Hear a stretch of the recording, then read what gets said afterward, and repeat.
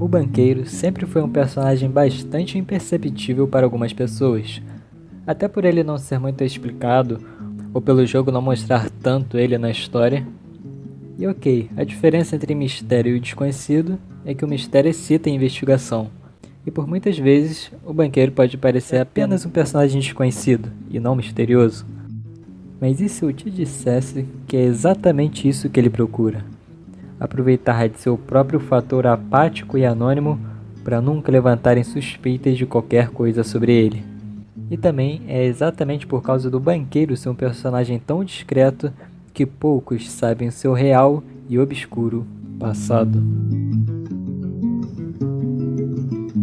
É observável que os ratos possuem algumas tecnologias como a bomba tóxica que provavelmente foi feita partindo de químicos dos esgotos, o que nos faz pensar que pelo menos alguns dos ratos são dotados de alguma inteligência mais aguçada, pelo menos para a produção desse tipo de equipamento, e que provavelmente são esses mesmos ratos mais inteligentes que em específico não possuem feridas em seus rostos, que por serem mais raros, quase nunca partem para a linha de frente nas batalhas.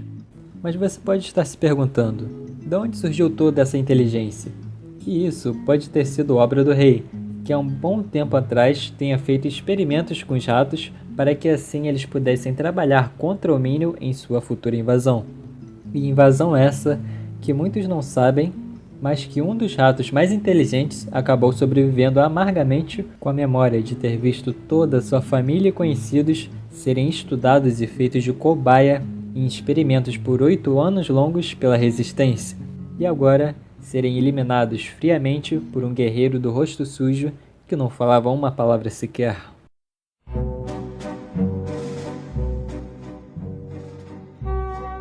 E então, esse rato sobrevivente teria fugido pelos canos do castelo até chegar na loja e se encontrado com o vendedor.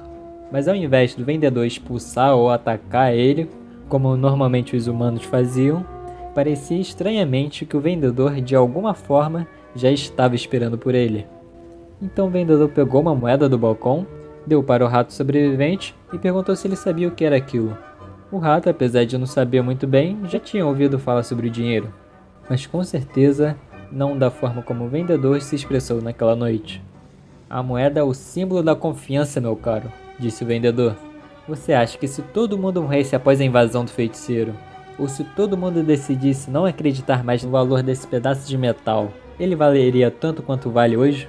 Ele vale conforme nós confiamos que as outras pessoas também confiem no valor dele. E além disso, a moeda faz com que o trabalho de um guerreiro de um reino seja coordenado com o trabalho de uma pessoa de um outro reino, até mesmo de outro planeta, e possam assim comercializar, porque ambos com a moeda têm a forma de armazenar o valor que eles geraram e transmitir isso para os outros, gerando mais riqueza e obtendo lucros. Então a moeda não só tem a função econômica, mas também de configurar a harmonia entre os povos. E apesar de não saber, o rato sobrevivente foi aprendendo a ler, a se comunicar melhor e a entender os sistemas monetários exatamente como o vendedor havia planejado, para mais tarde criar algo que ele sempre queria fazer, mas que não possuía tanto tempo por causa da loja. Seria um banco central e assim ter o controle de todo o dinheiro, não só entre reinos, mas também entre realidades. Mas o que o vendedor não sabia é que o rato não se maravilhou pelas ideias econômicas e monetárias que moldam uma sociedade. Não, ele se maravilhou de como ele poderia usar disso para se vingar do Minion invasor. Ou seja, por que apenas tentar matá-lo se você pode de forma discreta e gradual deixá-lo em um sistema econômico decadente de taxas, impostos e juros altíssimos por toda a sua vida? Então o vendedor voltou no tempo com o rato sobrevivente e criou o Banco Central. E logo o rato vestiu a sua cartola, se tornando dali em diante o que todos conhecem hoje como banqueiro.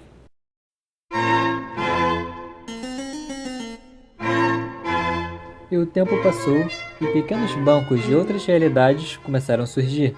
E vários tipos de dinheiro eram aceitos em apenas suas regiões ou valiam menos do que estava representado nas moedas. E foi aí que o banqueiro percebeu que precisava do rei, para criar então um banco central realmente multi-universal. criando uma moeda universal garantida pelo governo. E com isso veio a cartelização do poder, um conluio central sem mais a ideia de vigilância entre poderes. A moeda então se tornou universal, como vemos, pois como vemos, nós só podemos usar esse tipo de moeda no jogo, e com essa centralização monetária, o controle de todo o dinheiro se tornou de quem controla sua emissão, ou seja, do próprio banqueiro. E você já se perguntou como os ratos usam aquele tanto de armaduras e equipamentos? Quem será que deu todos esses itens para eles? Sim, o banqueiro financiou e armou a maioria dos ratos com armaduras para que eles pudessem ter um poderio maior. E ainda com o passar do tempo, sempre quando o valor das despesas do governo era maior do que as suas receitas, ele tomava dinheiro emprestado do banco, fazendo com que o banco fizesse um empréstimo em valor muito superior ao valor dos depósitos sob sua guarda e diminuindo assim a circulação de dinheiro no mercado interbancário, tendo sempre que aumentar os juros para que pudesse se manter. E para diminuir esses juros, o banco emite mais moedas. E com mais dinheiro circulando, por que não aumentar os preços? Dito e feito pelo vendedor. Mas com os preços chegando em uma escala de casas decimais absurda, fez-se necessário a criação de uma nova moeda, as famosas fichas. Mas aí veio um problema. Com o advento facilitado de viagens entre realidades, o vendedor percebeu que alguns universos poderiam ter mais ouros que em outros.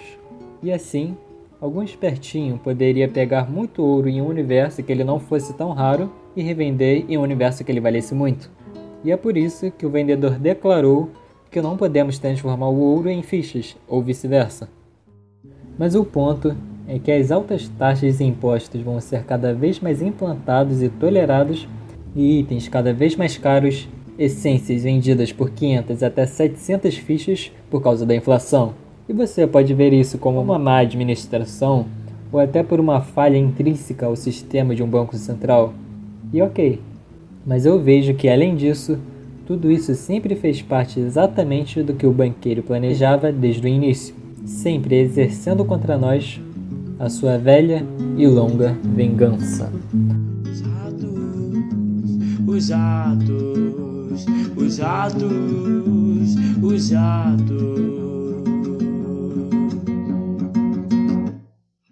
Me chamam de rei dos atos, filhos atos.